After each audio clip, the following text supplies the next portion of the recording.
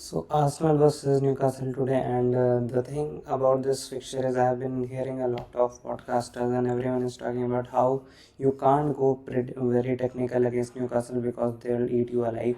And this is the mentality shift we need as Arsenal fans. This is the mentality shift we need. Someone is debating about milk powder. I have no idea why they are debating about milk powder, but whatever, each to their own. But see, this team, first point is Barcelona played Newcastle, and I'll bring their team up also. What they played Fermin Lopez, Marcus Rashford, Rafinha, Lewandowski. That was their front four. Their midfielders were Frankie de Jong and Petri. For sure, Fermin Lopez, Frankie de Jong, and Pedri's midfield is technically the world's best midfield, maybe. But see, this midfield, Zubimendi, Odegaard, and Eberechi Eze, this midfield is responsible, mature, and this midfield is technically good at the ball. Now, what problems we have faced before when we have gone with Declan Rice, Thomas Partey, and Odegaard, this midfield, we have gone with this midfield and still we have been dominated because we try to play Newcastle at their own game. When you try to compete with someone in their own game, they will obviously have more chances of beating you at their own home because they are comfortable playing with that physical style, win your duels, charge them, and make the game messy, make the game physical. That is the trap Arteta and Arsenal have been falling into, and that is why they are not able to win games at St James's Park. This midfield, this 4-3-3 formation, they have so much pace here, so much pace here. So basically, they'll have our fullbacks pinned back because you are very scared of the pace Gordon and Elanga has, and they have a physical striker to hold our centre backs low. So this basically here the movement will be very restricted when it comes to Arsenal. So if we play Declan Rice here and he tries to receive ball from here, the thing that happens when we lose the ball playing out from the back, and then Bruno Guimaraes and Tonali are pressing, and Jolinton is there just in there showing his physical showing his physical presence. So what happens is my hair is missed. Okay, anyway. But what happens? So what happens is when Bruno Guimaraes is pressing here, pressing Declan Rice, he is not comfortable when people are pressing him. He is not comfortable, so he will go back.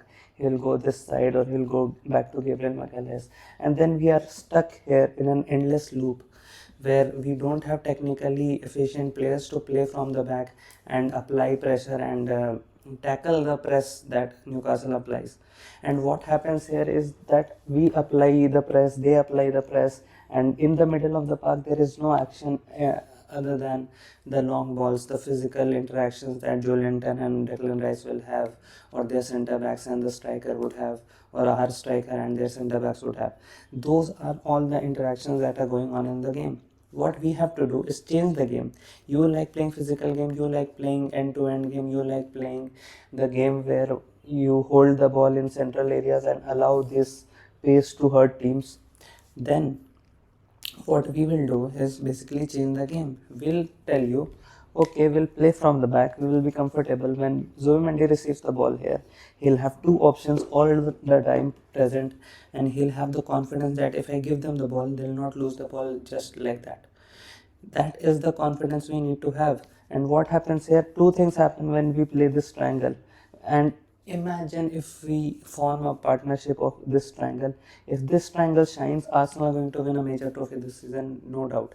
And obviously, this is not the midfield Arteta is going to go with. He's going to go with Zubimendi, Rice, and Odegaard, as they might play left wing, Saka right wing, Gyökeres up front, and that is fine. That is, we have to go with that. This is basically my idea and what I would like to do, and obviously I'm not a qualified manager or anything near that, but I really feel that I watch my club, I watch other teams, and the difference between other teams who are winning trophies like Barcelona, like PSG, like Liverpool, and us is that we don't have this triangle as strong as PSG, Barcelona, and Liverpool have. Liverpool obviously faltering right now, and their triangles are not forming because Wirtz is not functioning well, and McAllister's form has gone down. So that is why Liverpool are not playing well, because their midfield three is the issue. What we try to do is we highlight the importance of these positions too much. These positions, we feel like the pace is the only thing that can hurt teams in transitions. That is what we focus on, but the root of everything is that pass. If you pass from the back, you need to form triangles here, you need to form triangles here. And the advantage of playing this midfield is, imagine Bruno Guimaraes is closing in on Zubimendi, so Tonali is closing in on Odegaard, uh, not Odegaard but Eze, and Joelinton has Odegaard's back. So there, ideally Saka would have to come back, Odegaard will have to come back, and then they'll try to, Zubimendi and Odegaard will try to form partnerships. Declan Rice would have this position and he'll try to make runs with Martinelli. So Gabriel Martinelli or Eze. So what happens is there is a complete mismatch between this block and this block. This block and this block has a complete mismatch. That is why we are so right-sided team, right-sided focused team, and all the time the ball goes to Saka and Odegaard, and this is the only triangle we can form. The thing is, we need someone who can also come deep with Odegaard, and we need someone who can allow Odegaard to take these sort of positions. One of Eze and Odegaard will always have to occupy these central positions, and when Bruno Guimaraes tries to press Zubimendi, he'll have one of Eze or Odegaard to pass to, always, and he'll always pass because he's technically that good. He can turn and he can pass. Then Odegaard would be pressed by Tonali or Joelinton. Then if Joelinton is trying to press, obviously Joelinton is technically not that good, and Declan Rice can form this triangle here. Zubimendi can pass to him, or Timber can pass to him, and then Joelinton, if Joelinton overcommits, Odegaard has the full space of this area. So basically, this area this area is occupied by Odegaard, and Joelinton has already overcommitted. Odegaard has gone with his run. Now Eze is making a run. Tonali and Bruno Guimaraes are trying to track him back. Then we can switch the play and give it to Gabriel Martinelli. Trippier does not have the pace. So attack him. Go and attack him. And there we have obviously Gyökeres, who will be taking the right sort of positions in there. Saka can take a run, or Saka can go here. Gabriel Martinelli against Fulham, if you remember, he did a great cross and Saka scored, but he was just offside. Those sort of patterns of play will be more encouraged. And if Newcastle identifies that, okay, this area is a hot zone, Shar will move here, Trippier will move here, Tonali will try to be a little more left-sided to stop that empty space from being exploited. Then Saka comes into play. Then we can switch the plays. This triangle, this is a little bit messy, I know, but Zubimendi, Calafiori, and Eze. This is the plan B. This is the second strongest triangle we can have. Why? We invite them. They are pressing. Voltemade is here pressing. Elanga is pressing. Gordon is pressing, and Bruno Guimaraes is pressing. Maybe take for example. Okay, take for example that, okay, Bruno Guimaraes is pressing well alongside Elanga, and Zubimendi has to turn this way and pass here. Then when this three midfielders, Tonali, Joelinton and Guimaraes, when they are pressing forward, Calafiori finds Saka in space one-on-one with Livramento, or if that happens with Odegaard and Zubimendi turns this side, he will have Timber and Odegaard to support him, and they have overcommitted. What your fullbacks can do then is this diagonal ball, and then you will have Gabriel Martinelli versus Trippier one-on-one, and Martinelli can obviously use the space. You will have Bukayo Saka with any fullback you can imagine, and Saka will hold his own one-on-one with them. So that is the plan you should have attacking wise, and that is how you control the game. And I know when Ilanga is pushing back, and then Gordon is also coming, and we are tracking back, then we don't have enough defensive solidity in these two to hold those attacks. But we have the world's best back four. Let's test if they can handle the heat when Ilanga is coming and when Gordon is coming, when Voldemort is occupying those positions where he can score from. And then Odegaard is mature enough. You see so many times I see when in transition when we are getting countered, Odegaard comes back with the defenders. So ultimately, even when he's playing 10 with Declan Rice, Odegaard has to track back. Zubimendi is sharp enough. Zubimendi can identify threat at the first moment he sees the team is countering or we have lost the ball. So he's very good at identifying threats. And then Eberechi Eze does not need to do that much defensive work here because Gabriel Martinelli is the most honest left winger you can have. Calafiori and Gabriel Martinelli will have enough when they double upon Ilanga, and when it comes to even pace, Gabriel Martinelli can track back and sort out Ilanga's pace. Although it seems like when Ilanga is running, it is impossible to catch him. But you see, there are enough plans here that we can find out if we play that.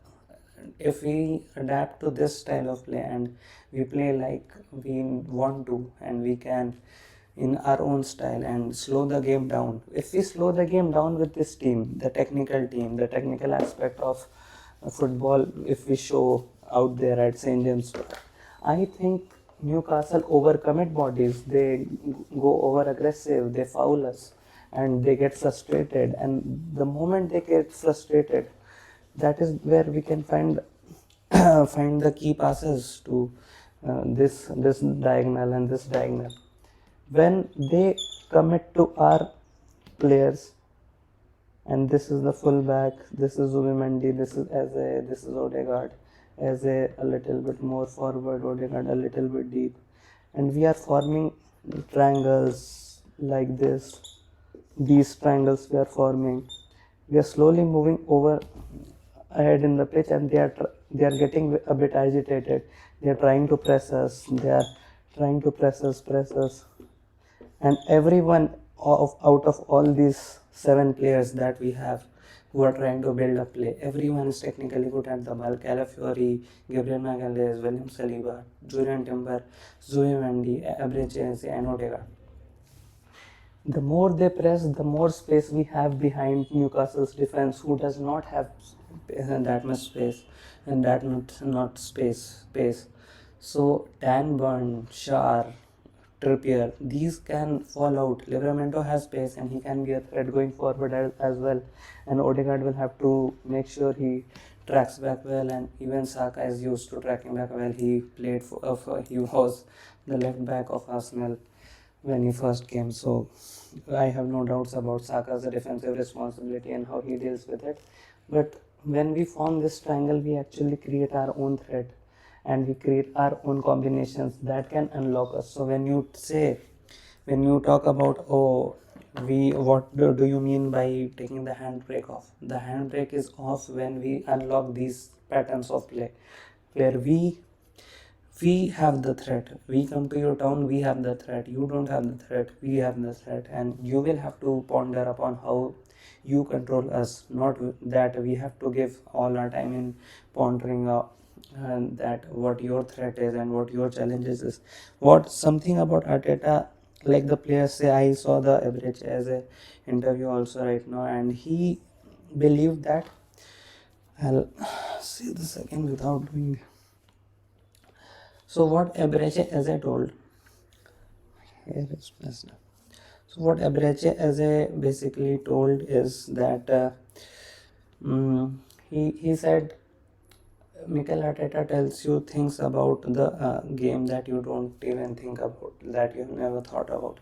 Some of those things might be brilliant, might be very imaginative, and might help a lot for every other player. But he might tell some things to players, he might say a few things to players that they might feel a little bit held back.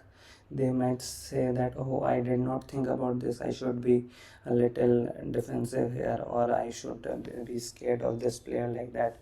The clip about him, Mikel Arteta having the Anfield music on when training, you don't need to hype up other teams that much in players' mind that they start taking it too seriously, and the pressure mounts up on their mind. What Mikel Arteta needs to do is to identify the strengths their team has, the combination players they can hold against other teams, and then I think every player, if they feel confident enough to go to any stadium and play their own game and focus on more their strengths and the threats they can apply to the threats they can put to the other team instead of what the other teams can put to them, then I feel that would be the becoming of a champion team.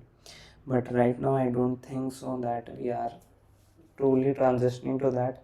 Yes, against Portugal, obviously Mikel Arteta tried to do that, two number 8s, but then again his number 6 was pretty defensive and he could not take the ball. Make all the tactics I have discussed here. Consider if this was not Zoe Mendy, this was Rice. These combination plays don't form because this breaks here only. This guy is not technically efficient on the ball. He cannot turn, he cannot take the ball on the half turn. So that the complete plan breaks away just because my number 6 is not technically that good and he cannot form this combination. This player being good on the ball is the most crucial thing you can have if you want to be a top side, and that is why I am not in favor of Declan Rice playing at Arsenal right now in a major role. And even though he is a wonderful player, I feel like we need to shift our game style to totally technically efficient players, because we have inbuilt nature of being physically dominant and winning our duels. That is in our mentality now, and whatever team you play, we'll hold our shape, we'll be defensively responsible, will, even if we are not physically dominant, will, that can be replaced by technical dominance. Physical dominance will never win against technical dominance in football. Messi showed that. Messi showed that he was physically robust, but technically he was god level. So he did not need any of this dual winning thing. And Manchester City, who won everywhere, they did not need that physicality all the time. They had a number 6, but that number 6 has to be good at the ball as well. If Thomas Partey was here and his 2022 version, every problem is solved. And the one thing I liked about Arteta a lot was that he never needed one style of play. He made Arsenal so versatile in every style of play. We could play defensive, we could play attacking. There was a 2022-2023 season where we were so good at ball, and even the Southampton game where we were 2 goals down, we could have all these attacking players and combination players, and Jesus, Thomas Partey, Granit Xhaka, Odegaard, Gabriel Martinelli, Bukayo Saka, everyone is balling out. Tomiyasu, if you remember, Tomiyasu switched to Gabriel Martinelli. Those kind of combination plays we were very good at, and that was our strength. Then he went to a style with Kai Havertz where we were very good at pressing teams. We were defensively very solid, and we had a great structure. So he can play so many styles. He can transform a team, and he is not rigid with one style.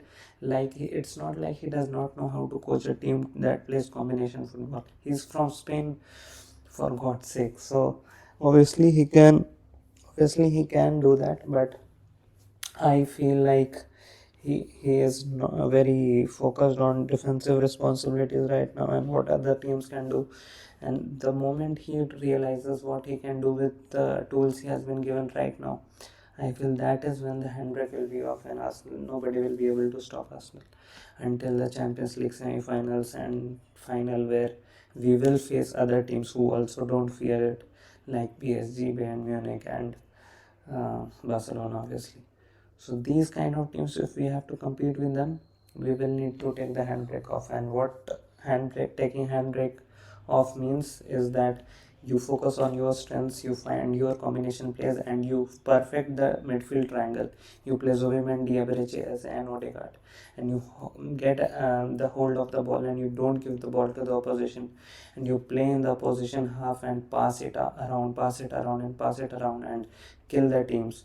That is what Mikel Arteta used to also talk about when he first came to Arsenal, when he was at Manchester City. The philosophy was being in the opposition half and passing the ball rigorously well throughout 90 minutes. So technically efficient plays on the ball. And the moment he shifted to athleticism and physicality, that has strengthened our defense obviously quite naturally, but it has taken away the technicality in our midfield, and that is why our back six is not connected to our front four in the way it needs to be, and that is what taking the handbrake off will be. That would be dropping Declan Rice, that would be not having a double pivot, that would be having a technically efficient midfielder in Zubimendi at number 6, and number 8 of Eberechi and a number 10 of Odegaard. All of those players are mature enough and capable enough of doing everything you can ask of them. Odegaard tracks back all the time. Gabriel Martinelli playing in the wing and track back all the time. Kyoker is also in the middle of the box. He tries to also track back a lot of times, and he's very passionate about it. He presses well. So this team presses well, is technically good on the ball. Center backs are obviously physical and dominant, and your wings, if your forwards who are like left winger and right winger, you're basically wingers, have a lot more space than they used to, because your midfield who are technically good are not getting rid of the ball, and they are making the opposition commit more towards you, and the more they commit towards you, the more they create spaces in in their own half. And even in the low blocks, if you are playing a low block, then you might as well be playing 10 turtles around there, forming a low block. Then you obviously need Abreu, Odegaard, and all the technically efficient players in the midfield. You saw what Zubimendi did against Nottingham Forest. You need that sort of technique. You need that sort of technique on the ball, and that technique under pressure when there is not much space is just precious. It is like diamond, gold, whatever is the most precious thing going around right now. Gold seems to be competing with diamonds nowadays, but yeah, I think that is all I know about Arsenal right now that they need to do.